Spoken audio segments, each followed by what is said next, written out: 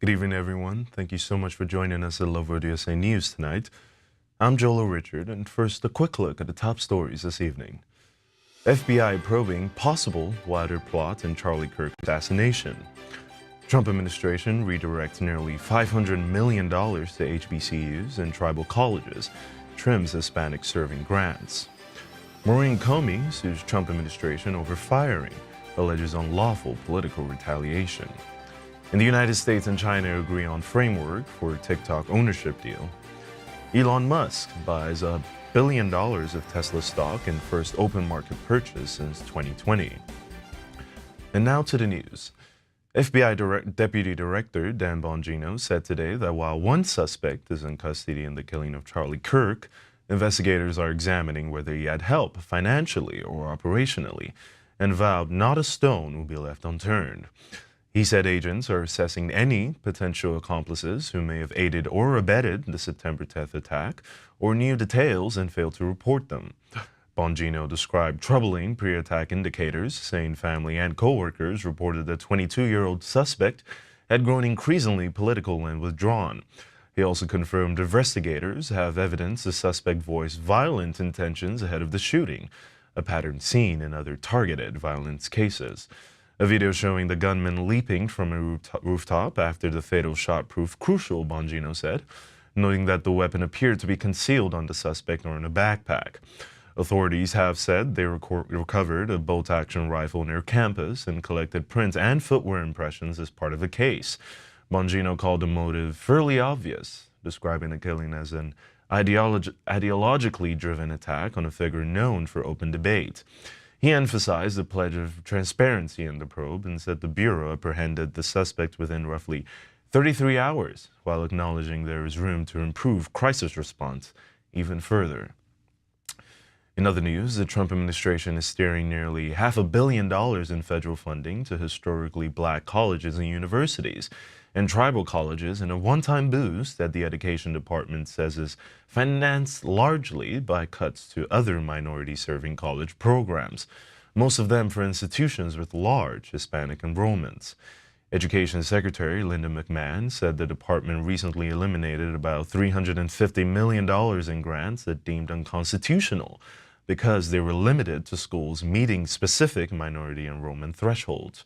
Now, according to the department, the shift amounts to a 48% one-time increase for HBCUs and more than doubles funding for tribal colleges and universities.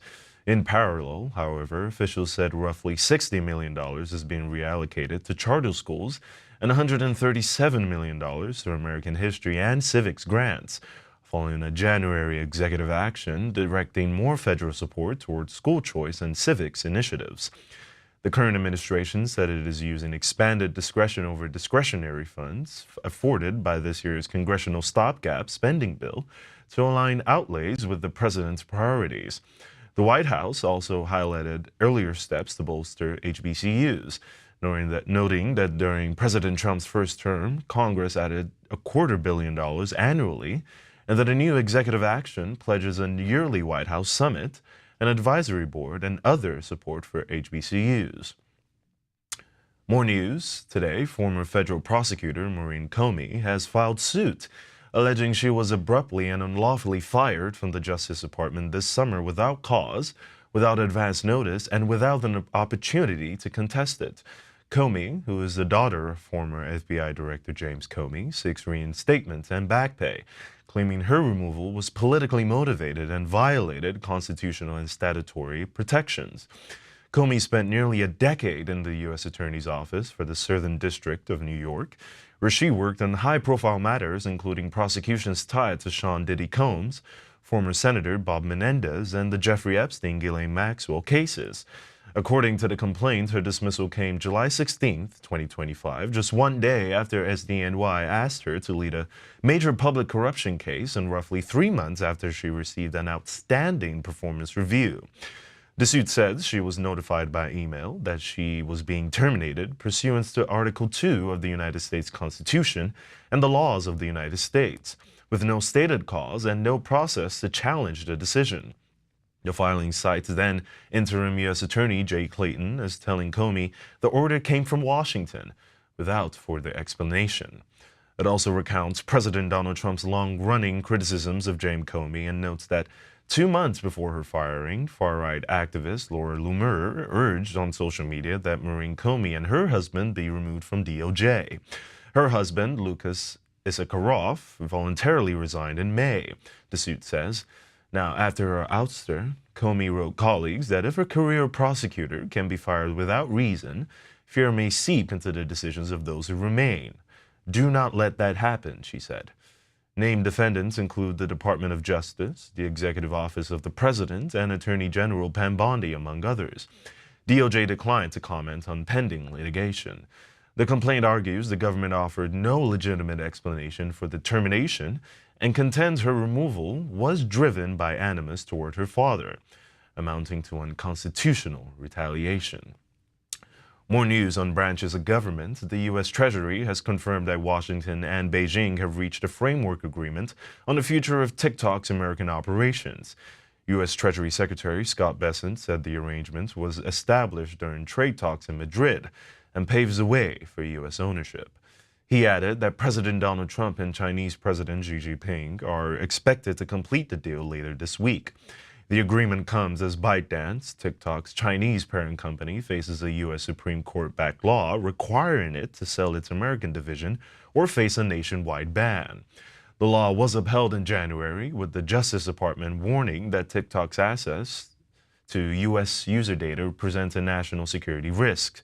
TikTok briefly went offline after the law took effect until President Donald Trump postponed enforcement for 75 days. The deadline, already extended 3 times, is set to expire on September 17th. Scott Bessent noted that the threat of a U.S. shutdown forced Chinese negotiators to drop demands for tariff reductions as part of the deal. The agreed framework, he said, is designed to protect American national security interests. U.S. Trade Representative Jamieson Greer emphasized that the deal is subject to approval by both leaders, but added that Washington is not in the business of having repetitive extensions on the Biden deadline. China's top trade negotiator, Li Changgang, stated that Beijing would review the framework before final approval, reiterating that no agreement would undermine Chinese principles or companies. Now, potential U.S. buyers of TikTok's American operations include Tesla owner Elon Musk, YouTube creator Mr. Beast, and billionaire Frank McCourt. Supporters of the agreement argue that President Donald Trump's pressure strategy has forced China to the table and ensured protections for U.S. sovereignty and technology. Let's take a look. The United States and China have reached a framework agreement to switch TikTok to U.S.-controlled ownership. U.S. Treasury Secretary Scott Bessent spoke to reporters on Monday in Madrid, where negotiations with senior Chinese officials were taking place. We have a framework for a TikTok deal. The two leaders, President Trump and Party Chair Xi, will speak on Friday to complete the deal. Bessent said further details would be determined in Friday's call between Trump and Chinese President Xi Jinping. We're not going to talk about the commercial terms of the deal. It's between two private parties, but the commercial terms have been agreed on. The news will be back after this break. Pastor Chris in 1 Billion Homes Project is all about making sure the voice of our man of God, Pastor Chris Oyakhilome, arrives exactly when someone needs it the most. It's a global campaign to saturate the world with the gospel of our Lord Jesus like never before. The gospel is going to go into places that it never was before, into disciplines and areas that it never was before, and establish a higher way of life. Make a global impact today with your sponsorship of Pastor Chris in 1 Billion Homes Project. For every home you sponsor, you send the gospel where it's never gone. You become the reason someone receives life, a second chance, and finds Jesus. Through the dynamic Pastor Chris in 1 Billion Homes Project, we've been able to expand our global mission, touching more souls, more regions, and producing a wave of powerful testimonies from people whose lives have been forever changed. Your financial support as a Loveworld USA partner is not just generous, it's supernatural power for global impact. Let's keep sending the gospel into every home through the Pastor Chris in 1 Billion Homes Project. Sign up today and sponsor any of the following categories. It's time for you to give the right sacrifice, the right seed, because it's time for you to get the right harvest. You can sponsor Pastor Chris in 1 Billion Homes Project by calling or going on our website now. Sign up to be Pastor Chris in 1 Billion Homes Project partner today. God bless you.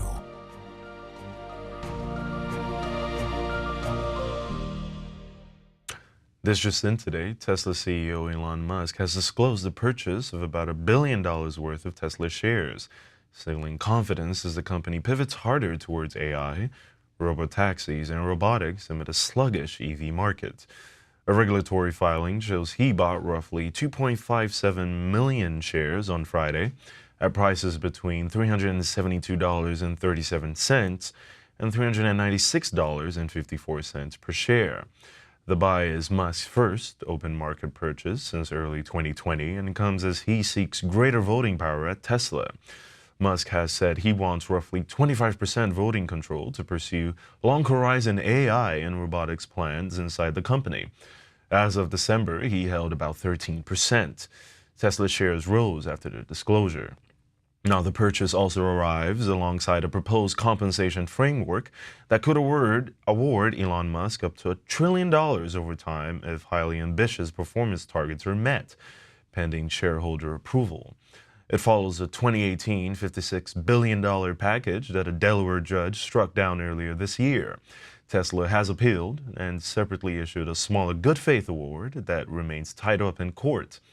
Now, strategically, the move underscores Tesla's repositioning, using its global fleets to harvest data for autonomy, pushing a dedicated robotaxi service, and investing in humanoid robotics, all while navigating soft EV demand, intensifying competition and governance questions around Musk's role. Shareholders will be watching for concrete timelines on software and services revenue, and whether the new pay plan and capital strategy can align long-term ambitions with investor returns. In other news on the Trump administration, President Donald Trump has floated moving U.S. public companies from quarterly to twice-yearly earnings reports, arguing that less frequent filings would cut costs and free executives to manage for the long term. In a Truth Social post today, he said any change would be subject to SEC approval, and framed the idea as a way to save money and reduce what he called America's short-term bias. The notion isn't new, however. During his first term, President Trump asked the SEC to study the issue. Business leaders have long debated the merits. In 2018, Warren Buffett and Jamie Dimon urged companies to abandon quarterly guidance but not earnings reports, saying it fuels a fixation on near-term profits over strategy, growth, and durability. Under current rules, U.S. issuers must file quarterly 10-Q reports. Forecasts are voluntary. The SEC could change reporting cadence through rulemaking, and experts say that, given the Commission's makeup, an initiative could be advanced without new legislation, though the agency traditionally guards its independence. Any SEC move would go through the standard rulemaking process: proposal, public comment, and a final vote. Policy analysts estimate a 6 to 12-month timeline at minimum. Companies communicate interim metrics, outlooks, and material events, which would still require prompt 8K disclosures. Watch this. Companies and corporations should no longer be forced to report on a quarterly basis. The president said that this would be subject to Securities and Exchange Commission approval, but any change would significantly affect the way investors and analysts gauge the health of corporate America. This, by the way, is not the first time that President Trump has suggested a change to reporting structure. Back in 2018, President Trump said he wanted securities regulators to study the idea of having public companies report earnings twice per year instead of a quarterly as a way to promote job growth. He later noted that the idea came from former Pepsi chair and CEO Indra Nooyi. Trump compared the U.S. reporting process to China, suggesting that Beijing had a system in place that was more efficient and cost-effective for businesses in that country. In a triumph for innovation in the United States, Alphabet joined the $3 trillion club today after shares jumped more than 4%, vaulting Google's parents into territory previously reached by only NVIDIA, Microsoft, and Apple. The milestone arrives a little over 20 years after Google's IPO and roughly a decade after the creation of the Alphabet holding company. Now, the latest surge follows a favorable antitrust ruling earlier this month. While a district court had found Google held an illegal monopoly in search and related advertising, the judge declined to impose the most severe remedies sought by the Justice Department, which had included a forced divestiture of the Chrome browser. The lighter penalties sparked a relief rally that pushed the stock to record levels. President Donald Trump publicly congratulated the company, calling it a very good day. Alphabet shares are now up more than 30% year-to-date, outpacing the Nasdaq's roughly 15% gain. The momentum underscores investor confidence that Alphabet can defend its search and ads franchise while scaling newer growth engines like YouTube, Google Cloud, and its Gemini family of AI models, areas where competitive pressure has intensified of recent days. The achievement also caps a generational arc for Google's leadership. Co-founder Larry Page yielded a top job to Sundar Pichai at Alphabet in 2019, tasking him with steering the company through an AI platform shift and heightened regulatory scrutiny in the US and Europe. Hitting $3 trillion signals Wall Street's belief, at least for now, that Alphabet can both navigate those headwinds and convert its vast user base and data assets into sustainable AI-era revenue. Let's take a look. The S&P 500 gained 31 points, NASDAQ gained 208 points, the Dow gained 50 points, the 10-year Treasury yield at 4.04%, the 2-year yield at 3.54%, and Alphabet shares advanced 4.5% in regular trading, with that company achieving a $3 trillion market capitalization for the first time after Citi raised its price target on the Google parent to $280 from $225. We'll be back with more news after this break. Stay with us. It's easy to set up, quick to start, and packed with value. Smarter streaming starts here with the Alpha TV Stick. Just plug and stream anytime, anywhere. Discover a curated lineup of content designed to inspire, live broadcasts and global events, inspirational films and series, children's programming, healing and teaching sessions, all on demand. With millions of downloads worldwide, the Alpha TV app is transforming lives across the globe. And now, we're on a mission to reach 1 billion downloads of the Alpha TV app, and you can be part of it.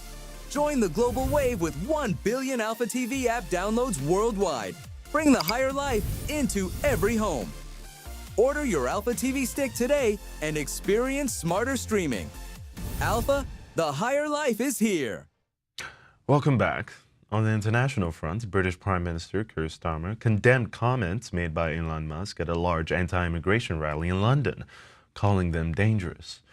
Musk, speaking by video link, warned that violence was coming to Britain and urged demonstrators to resist the current government. Now, the rally, which was led by activist Tommy Robinson, drew more than 100,000 people. Police reported that 26 officers were injured as some protesters attempted to confront a smaller counter-demonstration. Authorities said 25 arrests were made, with more expected. Starmer criticized Musk's remarks, but stated his government did not plan to sanction him or restrict Tesla from bidding on contracts. Opposition politicians urged action, accusing Musk of attempting to interfere in British politics. Musk, who has previously voiced support for right-wing figures in Europe, has opposed government regulations on online content, arguing they restrict free speech. He has also criticized immigration policies across Europe. Saturday's demonstration featured far-right speakers from several countries and was billed as a free speech rally. The protest followed months of public concern over illegal immigration, particularly migrants crossing the English Channel in small boats. More than 30,000 have made the journey this year, despite joint enforcement efforts by Britain and France.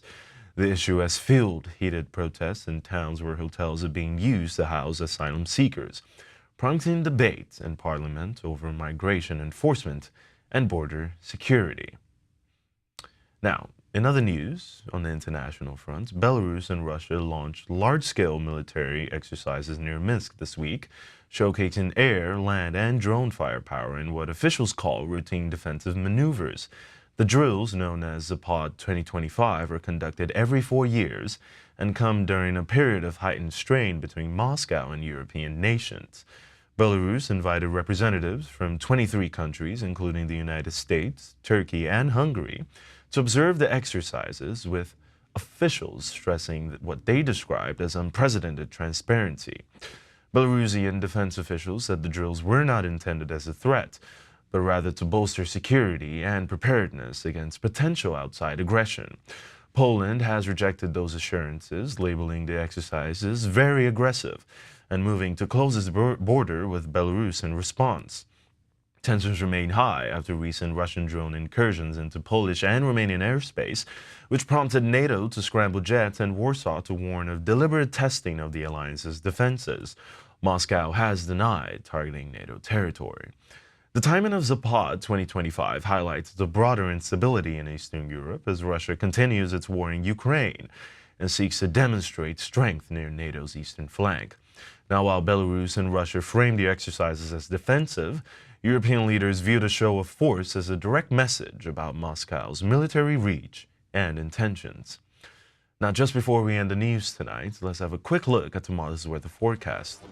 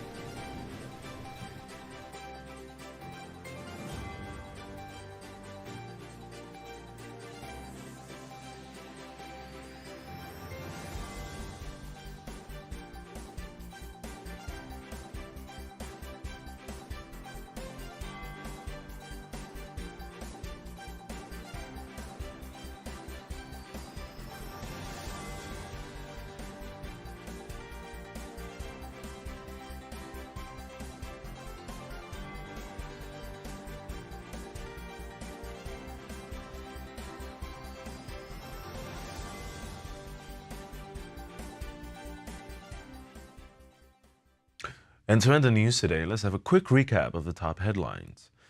FBI probing possible wider plot in Charlie Kirk assassination. Trump administration redirects nearly $500 million to HBCUs and tribal colleges while trimming Hispanic serving grants. Maureen Comey sues Trump administration over firing, alleges unlawful political retaliation. The United States and China agree on framework for TikTok ownership deal. Tesla CEO Elon Musk buys $1 billion of Tesla stock in first open market purchase since 2020. And that's the news for today. Join us at the same time tomorrow for more news. I'm Joel Richards signing off. Good night, God bless you, and God bless the United States of America.